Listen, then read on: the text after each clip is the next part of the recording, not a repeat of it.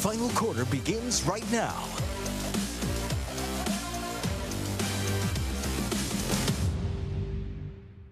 Home sweet home. That is where the San Diego Padres are. They come back from their road trip in Houston and Detroit. We'll talk about them and so much more here on the final quarter on CBS 8+. But first, John Howard, Karthik, Venkatraman. How we doing, fellas? I'm ready for this discussion. I'm good as always. Anything you say, I'm going to bark against it. Anything I say. How about we start That's with usually when I feel intimidated.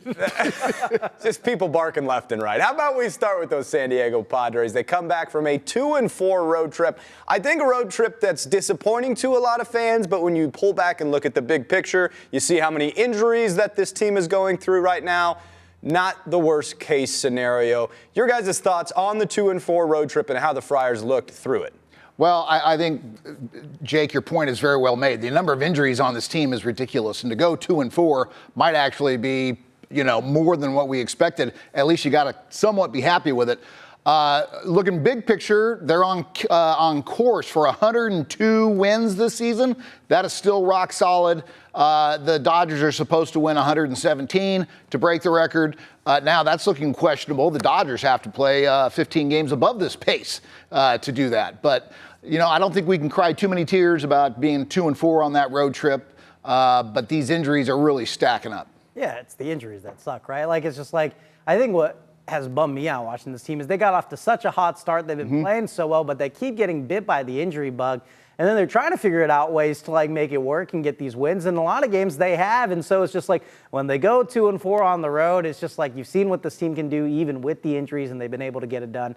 And then, came up short. Obviously, the Astros and the Tigers are playing some good baseball right now. I think the Astros over the last 6 games are, 5-1. And, the Tigers are the top team in their division, I think, with the record of 15-10 as we record this. So, it's not super disappointing. Fernando Tatis Jr. wasn't putting up, the crazy numbers that he has been all season over these, especially over in Detroit. And then Manny Machado's kind of numbers have dipped hitting-wise. I think he's 3 of 21 over his last 6 games or something like that. So, when those guys aren't performing, plus you guys have injuries with Jackson Merrill, Jake Cronenworth out, that definitely made Luis Ariz, obviously, after that, looked like a very scary injury at first. Glad to see that it's not as serious as it definitely looked.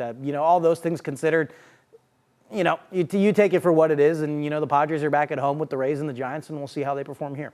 Yeah, I think we've mentioned it many a times where we're hey, if you can just stay afloat, kind of tread water until some of these guys get back in the lineup, you'll be just fine. Almost just play 500 baseball till we can get these guys back. You steal a win here like Nick Pivetta did, where he was just completely shoving for the Friars.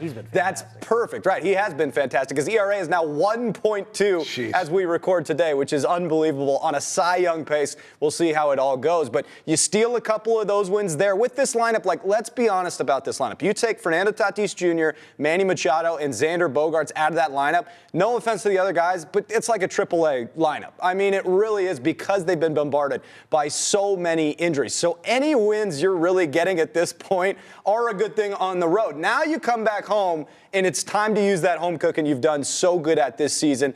They're 12-1 at home. Look at them now. Everyone that is worried, they're still the second best team in all of Major League Baseball. These are the overall standings in MLB. The Mets did jump the Padres for the best record in all of baseball, but right there, just a game back of the Mets, are the Padres as we record this on their off day on a Thursday. Then the Dodgers, the Giants, NL West, pretty good, huh? Diamondbacks in there as well. There are the Tigers, the best team in the American League currently. Yankees, your Guardians, Karthik, and the Texas Rangers. But I think it's let's all calm down. Padres still doing well, going to come back home, take on the Rays and the Giants. And guys, speaking of the Tampa Bay Rays, that is a game that's very exciting for us on Saturday, because it will be on CBS 8. Let's go. Everybody clap around. Come on. You can join us on Saturday on CBS 8 starting at 4:30. We're going to be down at the ballpark. We're going to have full coverage before the 5:15 pregame show of the San Diego Padres. Very exciting stuff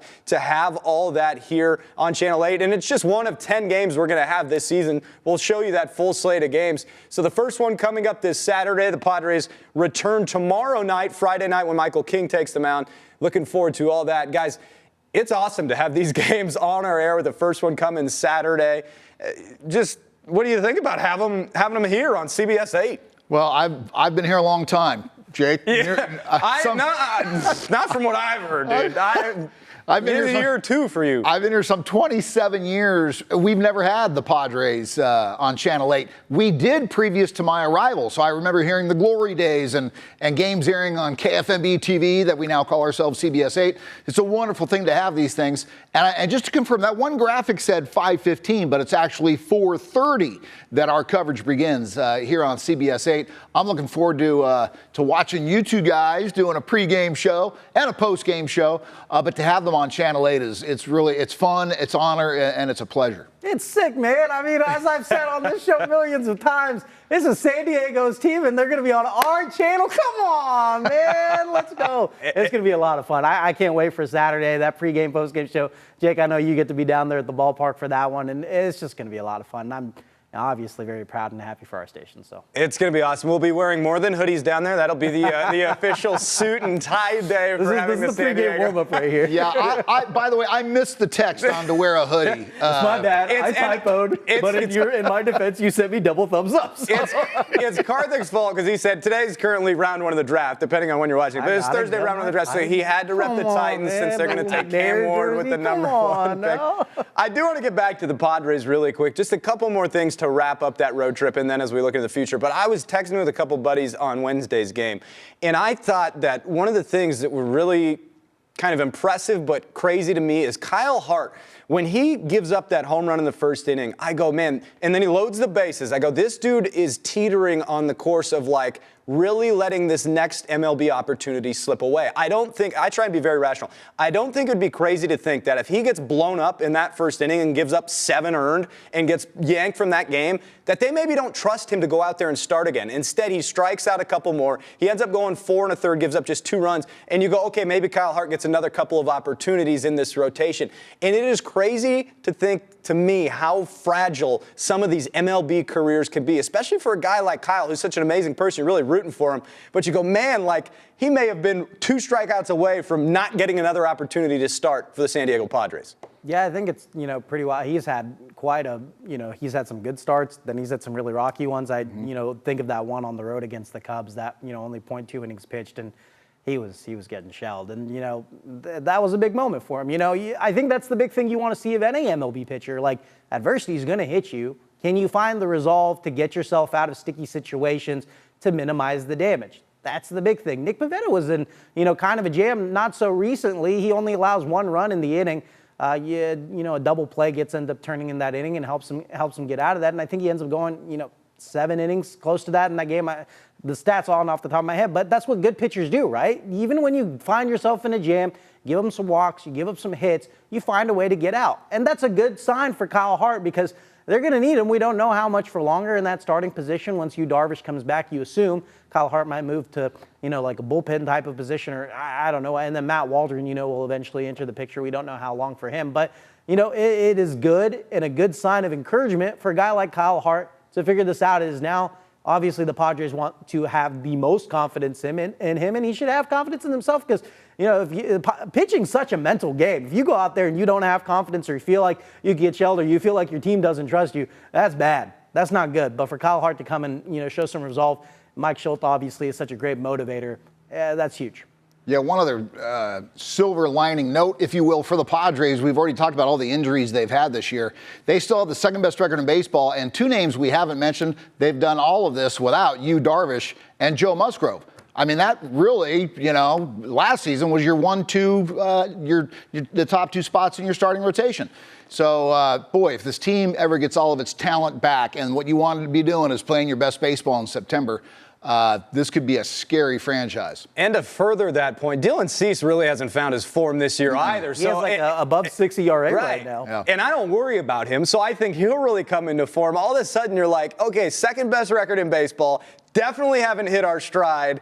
this team could be pretty dang good. Could be. We'll see. So we'll see. They got 5 games at home. It's the 3 against the Rays, then a short 2-game series against the San Francisco Giants. We'll reconvene on those Padres next week when we're back on the CBS 8 Plus show here. But until then, we'll move on to the San Diego Football Club, who have started to hit a little bit of their rough patch. They have now lost 2 straight matches, including, like, being straight up honest, getting blown out of the water by one of the top teams in the East in Charlotte. This game was pretty ugly, fellas. Yeah, that game was.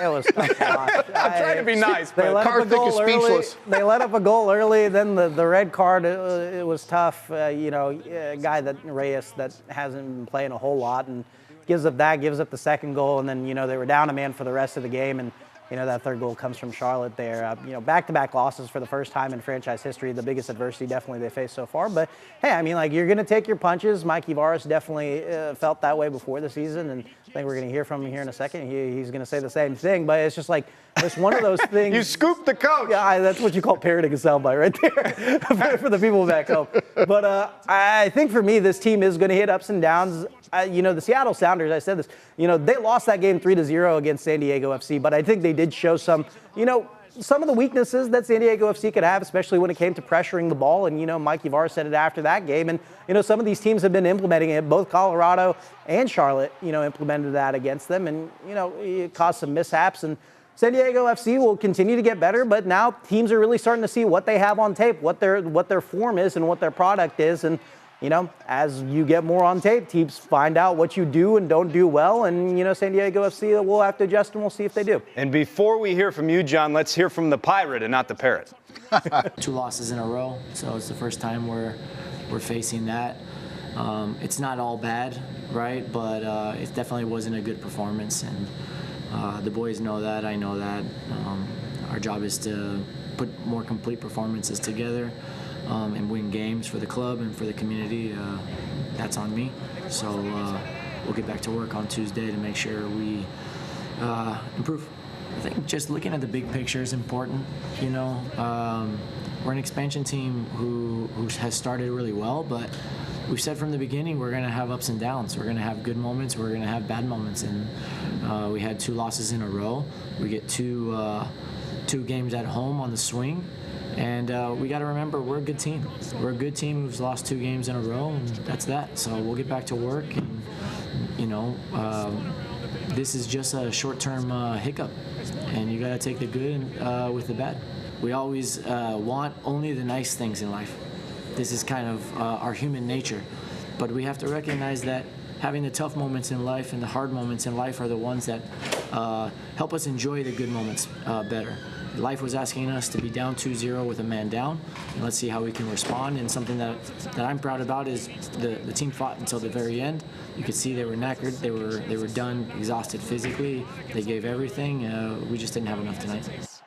Boy, every time I hear a soundbite from this guy, I am encouraged again at his coaching philosophies. He's a good motivator, too. Yeah, and his leadership philosophies. And I remember before the very first match, he said, hey, we're going to have highs and lows. We're going to get punched in the face. And I said, yeah, you don't want to get punched in the face, do you? And he goes, no, I don't have a problem getting punched in the face because those are the games you learn from. And when you learn from them and then increase your play, you're thankful because if you weren't kicked in the face, your play now wouldn't be at this level. So he's a great guy. I've really been encouraged by the things he's had to say and the leadership philosophies that he throws out there to the guys and to the community, to the fan base as well. It's a lot of fun to see. And 2 games coming up. Karthik, you mentioned they're playing Salt Lake, a team they've already played this season. And to have 2 home matches, great opportunity to get rid of this 2-game skid they're currently on. Yeah, you really get a feeling, John, that he's kind of like Mike Schilt, where he will not let things snowball to the best of his ability, at least from what you can do as a manager, as a coach, whatever. He goes, look, I'm going to keep things even keel. Because when they were doing really well at the beginning of the year,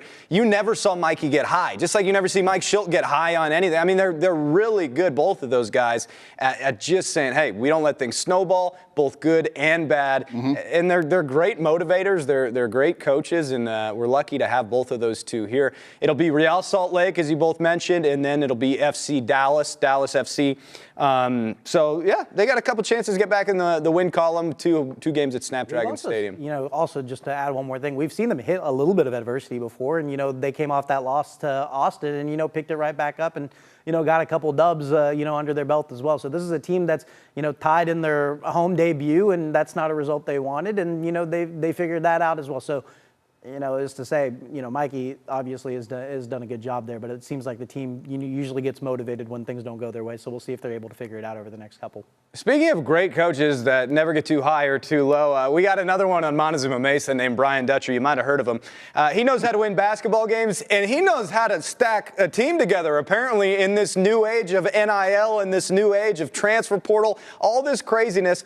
All of a sudden, y'all look up, like the Aztecs have an unbelievably talented roster. The reason I bring this up is Magoon Guath officially announced that he would be coming back to Montezuma Mesa. He announced it on social media that he was going to forego the NBA draft, come back to San Diego State. Obviously, we both know for a while he had his name in the transfer portal. He said that I will be foregoing the remainder of the NBA draft process. I'm officially returning to San Diego State next season. Thank you for all your support as I gathered valuable feedback. While the NBA remains a goal of mine in the future, I'm looking forward to an amazing year ahead in San Diego. I'm focused on doing everything I can to help our team achieve great things. Go Aztecs. I want to start with our in-house Aztec, John Howard, because all of a sudden you look at the returners, guys like Reese Waters, who didn't even play last year, Miles Bird, Magoon Guath, they got another 7-4.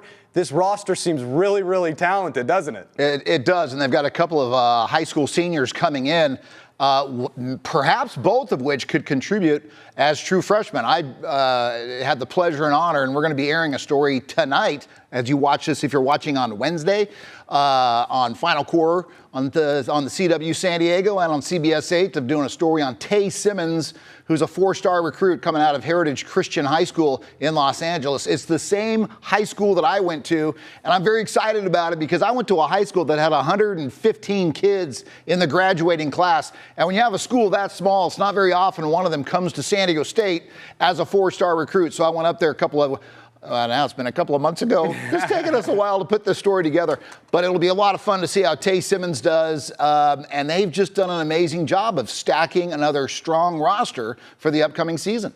Yeah, I think, Magoon Guath not going to the NBA is not something that really surprised me, especially with his health last year. And, I think there'll still be questions. I think, eventually he is an NBA player. He's got the size, he's got the mobility, he's got the skills. We've seen him, bring the ball up the floor. He pulls up for threes. He's got a good mid-range game.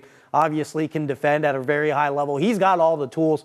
It's just a matter of putting the project kind of together. He's been injured over his last couple years. I think that's something, NBA scouts and, teams are going to be looking at as this time goes on. Is he a guy that can, stay healthy? So all that considered, we'll see how he does next year. I think he's going to be pretty darn good. I mean, he was already Mountain West Defensive Player of the Year this past year and Freshman of the Year as well in the conference. So he's an absolute beast. He's going to be good. And obviously joining a guy back like Miles Bird, we'll be interested to see how Reese Waters kind of gets back into the fold, how much of a form he can return to after, missing an entire season, in which a season, initially he thought he was going to be able to play in. So where he's going to be is going to be interesting. But yeah, San Diego State looks like they're going to be a good team next year with guys that are returning, and something that seemed kind of like a disastrous end to the last season, the way that they lost to North Carolina there in those, in the first 4 of the NCAA tournament. Now they're looking like they've reloaded, even though they've lost Nick Boyd, that they could be just as good because of guys like Newman that are coming in through the portal. You got Bird, you got Reese Waters, you got Magoon Guath, who's going to be, a very, very good basketball player. And Farrell Compton is going to have another year under his belt in which he could be really good too. A guy that, preseason was picked to win Freshman of the Year and then didn't end up winning it because Magoon Guath did. But yeah, San Diego State's looking like a preseason top 25 team next year with the roster they built. Yeah, and if I can add one last thing, the Magoon Guath thing worked out just as I was hoping. I figured he wasn't big and thick enough yet to go to the NBA, and once he went into the portal, I was hoping that he knew he wasn't quite ready for the NBA and that he would stay loyal to San Diego State if he came out of the portal. That's the way, and I don't know everything that went behind his decision-making in staying here. Hopefully loyalty was some of it, but there's a lot of money being offered these guys. And before he got hurt in the final, 7 to 10 games of the season, he was playing like a conference most valuable player. So there are other schools out there that wanted him, but the Aztecs have him back, and it's going to be a rare thing to have him next year. Another 7-footer is also on the roster, so we can see the Twin Towers out there at times. Should be very entertaining.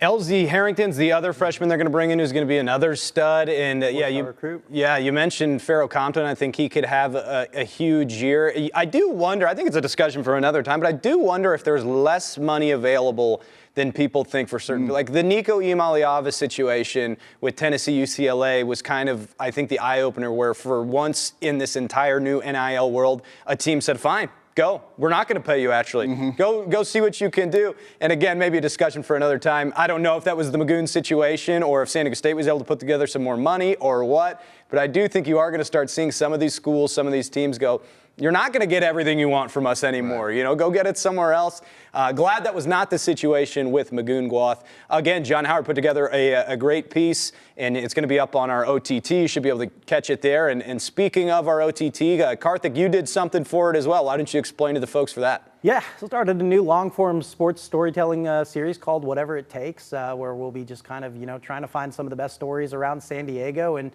tell them. And then those longer formats where we really dig deep. The first one that, I really tried to get into was the San Diego Seals, and not really just on their season, but, the dual lives that they kind of live. I think a lot of people, see a professional athlete and they say, hey, these guys are, full-time. That's what they do their whole entire life. But, these guys play lacrosse only on the weekends. They got full-time jobs during the week to, to kind of keep their life stable. And, they dedicate so much and sacrifice so much to keep their lacrosse lives going. And so we took a really deep dive following every which way for a couple of months. And, yeah, it was really cool. I'm looking. The San Diego Seals have clinched a berth into the National Lacrosse League playoffs. Many would think, as pro athletes, this is their full-time job. But it's actually their part-time job. Streaming now on CBS 8+, Whatever It Takes, the San Diego Seals. Highlighting how Seals players work other jobs throughout the week, how players travel from places like Canada every weekend to be with the team, and all the logistics that makes this thing go. You can download and watch CBS 8+ on your smart TV. Yeah, so it's really cool stuff. We followed them every which way, and yeah, go check it out on CBS 8+. Download it on your smart TV. And John, I'm sorry that my recorded version cut you off there. He's cutting you off both ways. I'm going to do whatever it takes to get my final word in here. I can't wait to see this piece because these guys, it is a passion and a love that they're playing the sport. It's like major league players up until like into the 50s, 60s. They had to work off-season jobs. NFL players probably into the 60s were working off-season jobs because their regular salaries, for a good number of them, didn't cover the expenses that they had for themselves and family. So these guys, and some of them, Karthik, as you mentioned in the piece, coming from Canada down to compete for the Seals here in San Diego, it is an interesting lifestyle that they lead to get to play their sport professionally. It's crazy because like their average salaries is like in the 20,000s, and some of those guys come with like gray hairs in their beard. Some of the guys are like 40 years old on the team. It's truly incredible, the dedication. Yeah. I got a chance to watch it. It was really, really well done, so congratulations on that. Be sure to go check it out right where you're watching us, right here on CBS 8+. We are here every single week. You can check out the Tay Simmons piece by John Howard, the San Diego Seals by Karthik Venkatraman, and we will look forward to being back with you next week right here on the final quarter on CBS 8+. Karthik's got to get out of here. He needs to see his Titans take Cam Ward, Tighten up, number baby. 1 overall in the 2025 NFL Draft. Have a great one. Good night.